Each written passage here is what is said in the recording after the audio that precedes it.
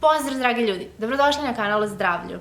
U ovom videu pričamo o keto dijeti. Iako je brzo mršavljenje veoma popularno, važno je da sagledate prednosti i nedostatke, odnosno da sagledate zdravstvene rizike koje nosi određeni režim ishrane.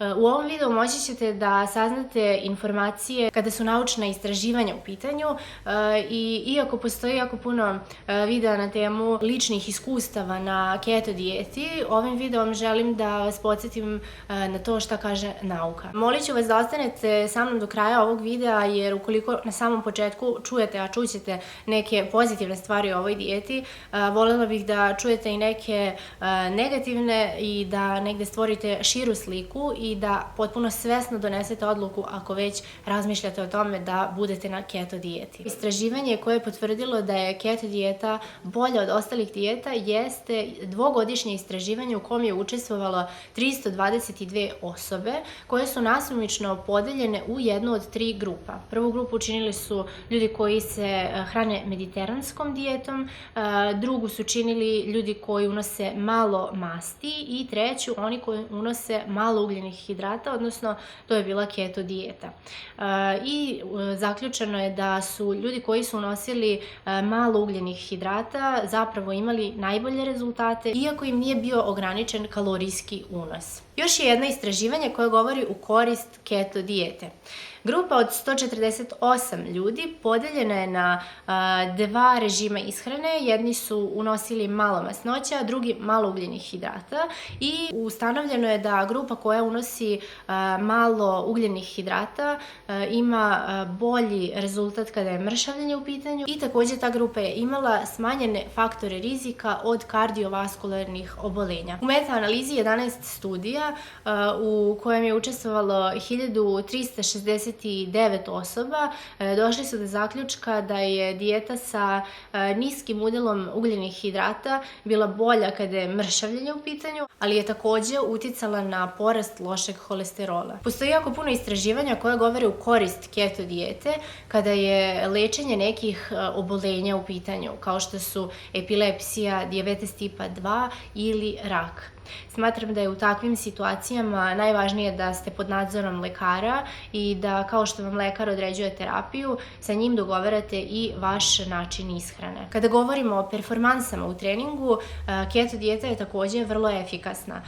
Oni koji treniraju žele da efikasno dođu do svog cilja, a on može biti različit, pa evo nekoliko istraživanja. Kada govorimo o dobijanju mišićne mase na keto dijeti, jedno istraživanje sprovedeno na muškarcima u trajanju od 11 nedelja pokazalo je da su muškarci koji su bili na keto dijeti dobili 2,1 kg više mišićne mase od muškaraca koji su bili na tradicionalnoj ishrani, a također su u isto vrijeme skinuli 0,7 kg više masnih naslaga. A evo jednog istraživanja na biciklistima, odnosno ljudima koji su obučeni za izdržljivost, na 5 biciklista koji su 4 nedelje bili na keto dijeti.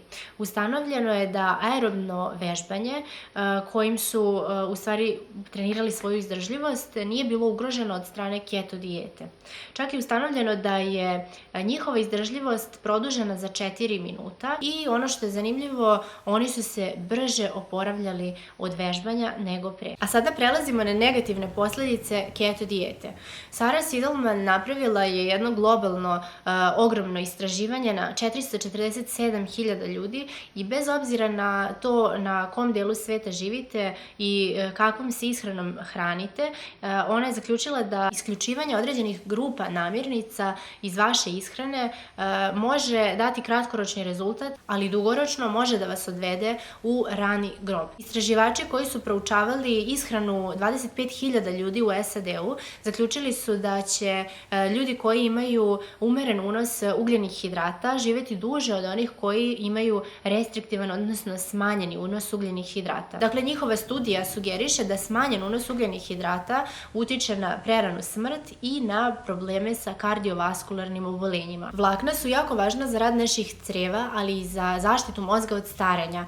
Važno je da unosite dovoljno vlakana kako biste imali dobru probavu, te ukoliko ste na proizvodima većinski životinjskog porekla, obratite pažnju jer su ti proizvodi siromašni vlaknima. Primjera radi, avokado ima 13 grama vlakana, kašika čija semena 10 grama, kašika lanenog semena 3 do 4 grama vlakana. Dakle, istražite koje su to sve namirnice bogate vlaknima, a dozvoljene u keto dijeti i uvrstite ih u ishranu. Otežavajuća okolnost na ovoj dijeti jeste da su naučnici zaključili da zbog određenih nuspojava koje su neugodne, jako puno ljudi bude obeshrabreno i ne nastavi sa ovom ishranom. Te neugodne nuspojave mogu biti zatvor, povraćanje, zamor ili keto gripa.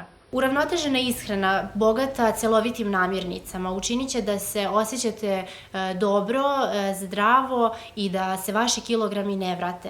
Zato, umesto da ulažete u jednokratne programe koji će trajati svega par nedelja ili par meseci, da šokirate vaš organizam, bolji je plan da promenite vaše navike u ishrani i dugoročno učinite da vaš život bude zdraviji i kvalitetniji. Smatram da je najbolji plan ishrane onaj koga možete da se pridržavate i od kog se osjećate dobro i zdravo. Pristupajte svom organizmu individualno i nemojte raditi neku dijetu samo zato što je ona popularna. Toliko u ovom videu. Nadam se da vam je tema bila korisna. Ukoliko drugačije razmišljate, podelite to sa nama u komentaru, a mi se vidimo uskoro. Pozdrav!